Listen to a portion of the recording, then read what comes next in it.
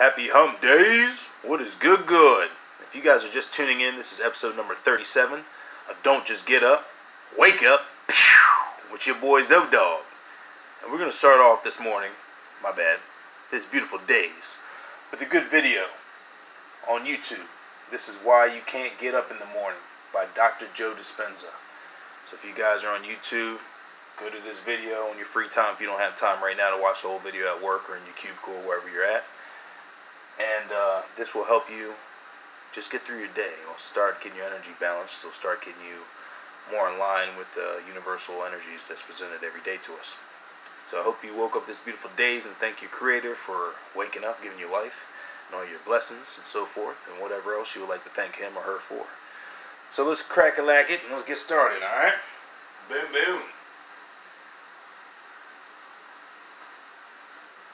With I'm numbers. going to get through the ads real quick. I'm going to have to rewind So it I back a started few with the clicks. stats regarding In the morning and they can't get out of bed, I'm going to tell you why. Let's rewind a few clicks. There we go. In the morning and they can't get out of bed, I'm going to tell you why. Because they can predict the feeling of everything that's going to happen in their life. And their body's resigned to the familiar. It says, oh, another mundane day. But remember when you were a kid and you were going on a field trip? What happened then? You were up and dressed and ready to go before your parents were up. You know why? Because you knew something unexpected was going to happen. That's how we should live our lives. Waking up with the understanding to expect the unexpected. And something unusual should happen in our life as a result of our efforts. And it's just those beginning moments where it begins to happen that we begin to prove to ourselves how powerful we really are. Take time in the morning and the evening and the rest of the day. Check in with yourself at certain times to see if you're still in that energy. And if you're not, excuse yourself for a second, raise your energy, and step back into your life. If you keep doing that over and over again, you'll become less frustrated, less impatient, less judgmental. It'll just become something of the past, and you'll be someone else. When you finish your meditation, if you get up feeling the same way as you sat down, nothing really happened. Nothing happened neurologically, biologically, chemically, hormonally, genetically. You're still in the same state of being. But when you get up and you feel like an elevated sense of self, and your heart is swollen, and you have a clear vision of your future, and your energy's different, the question is, how long can you maintain that state? So, you're literally broadcasting a whole new electromagnetic signature in that state. Thoughts tend to be electric and feelings tend to be magnetic. And the way we think and feel is what we broadcast into the field. And what we broadcast into the field is our experiment with destiny. So then when you go within and you disconnect from your outer world and you sit your body down and it's no longer experiencing anything and you're not thinking about your schedule, your past, or your future, as I said today, you're being defined by thought. And you're making your inner world more real than your outer world. When you open your eyes and you present yourself to the world, the job then is to not react emotionally to the same conditions in your life, because the moment you react emotionally, you're equal to the conditions in your life and you're back in your past. So then when you fall from grace and you move off that state, then you sit down and you realign. You begin to tune in again and you change your energy again. Now, when I'm going through change in my life, or I have a specific outcome that I want to create, I love to get up early in the morning. That's my time. I'm a 4:30 in the morning guy because that's my time.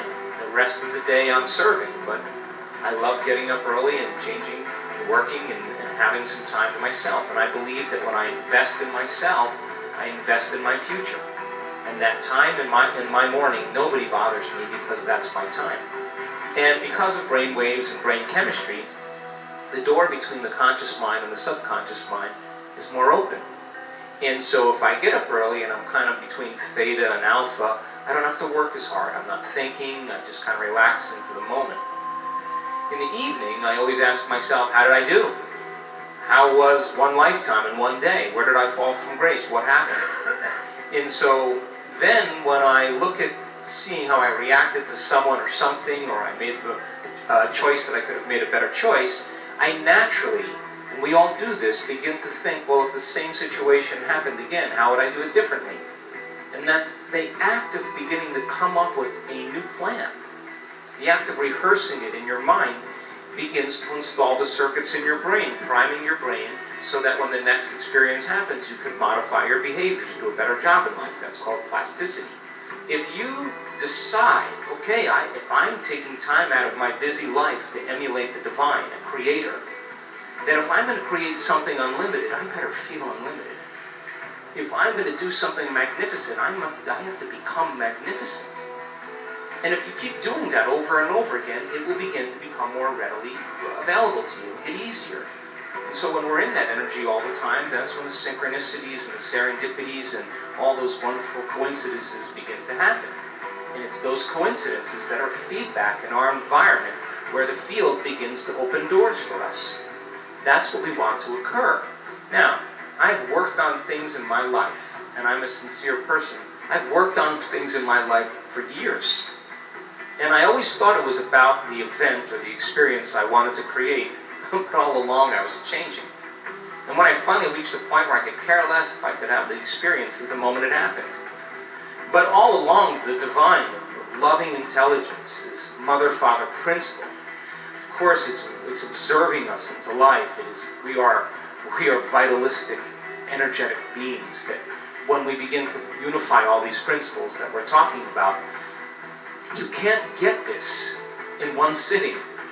You can't. You have to keep understanding it, keep reviewing it, keep redoing it, keep experiencing it.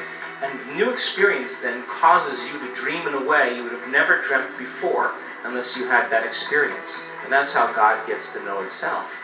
So then, I don't care what meditation you do, I just like the fact that you're connecting. And the more you connect and the more whole you feel, the more natural it becomes. And then, of course, the next experience then causes you to dream in another way.